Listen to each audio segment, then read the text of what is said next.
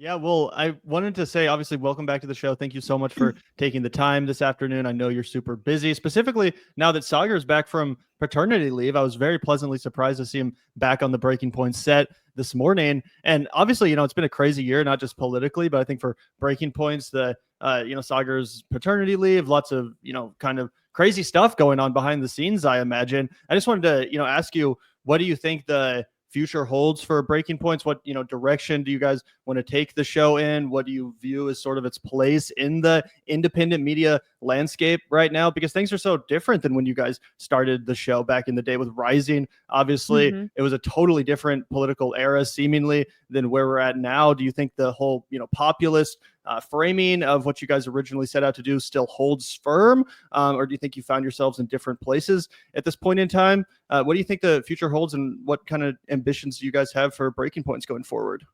Yeah, I mean, I think that core definitely still holds, and the core of, sort of an anti-establishment orientation and doing it in a way where it's not like fake, we're not pretending to be anti-establishment and then just taking money from like random Russians who are posing as billionaires, for Yeah. example. I think that core still holds, but there's no doubt that over the years, the program has evolved. Obviously, we brought in Ryan and Emily. I'd say the big thing that we have that is very evident on the show is Ryan and Emily are now fully integrated, where yes, it's Krystal and Saagar, but they're like equal partners in the whole project.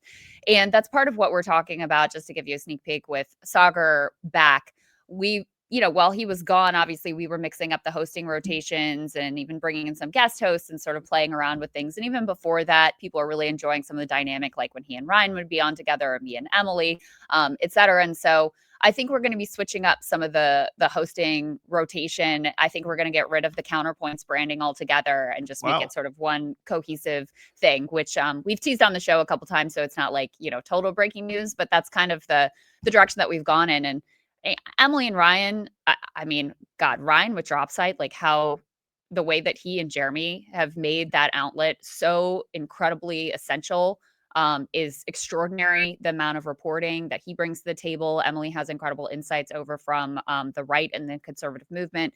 So they have really made themselves completely trusted by the audience, where originally, we'd see like this makes sense. As Saagar and I launched the thing, when they would host the show, the views would not be as much as when Saagar and I were doing it. Although even from the jump, they were doing pretty well.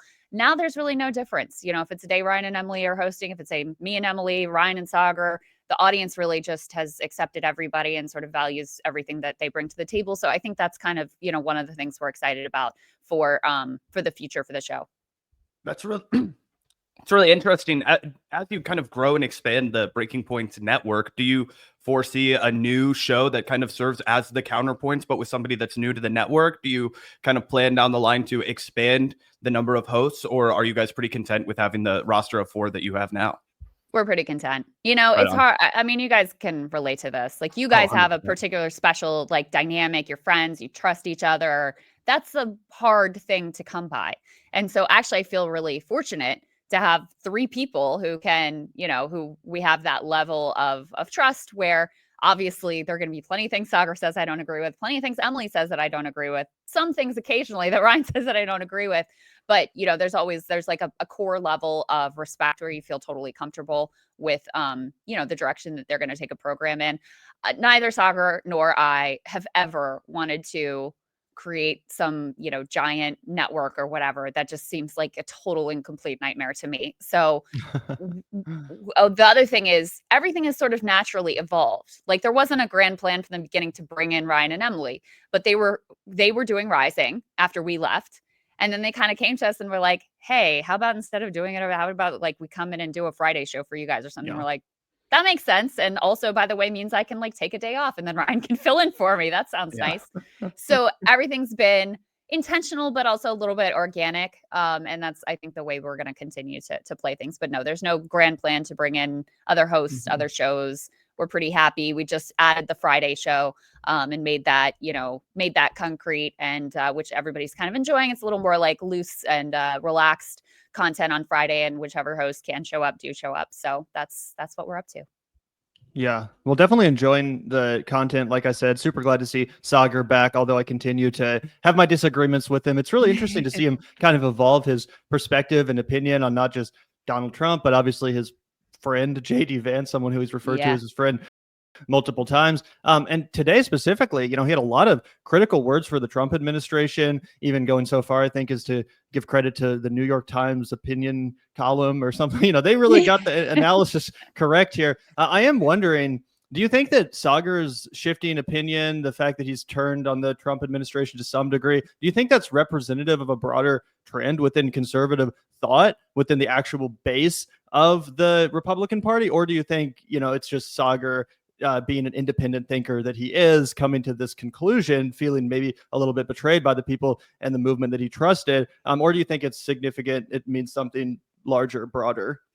I don't want to overstate it, but I do think there is something there because it's not just Saagar. I mean, you see some of these, comedians who were very much aligned with Trump. It's not that they've turned on him, but they are saying some things that are critical.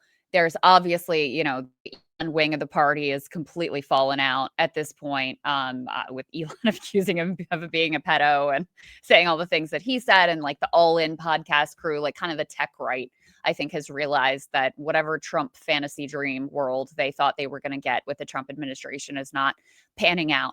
In terms of his base, the polling doesn't really bear out that there's a lot of base Republican MAGA type voters that have turned on him.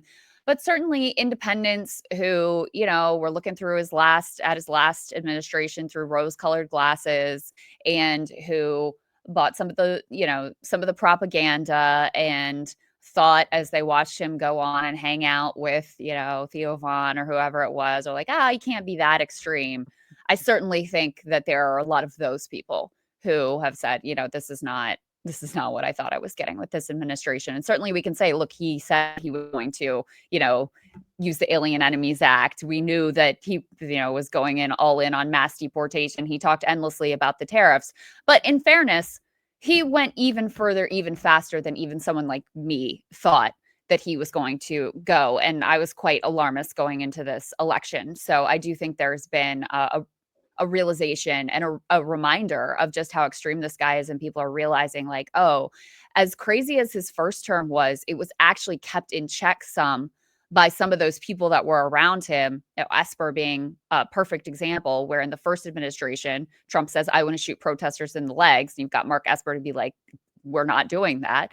This time you've got Hegseth like, hey, you want to bring in the National Guard? How about we up the ante and bring in the freaking Marines to put down, protesters and crush dissent in a blue city. So the guardrails are completely off. And I think there is a little bit of a reckoning with that.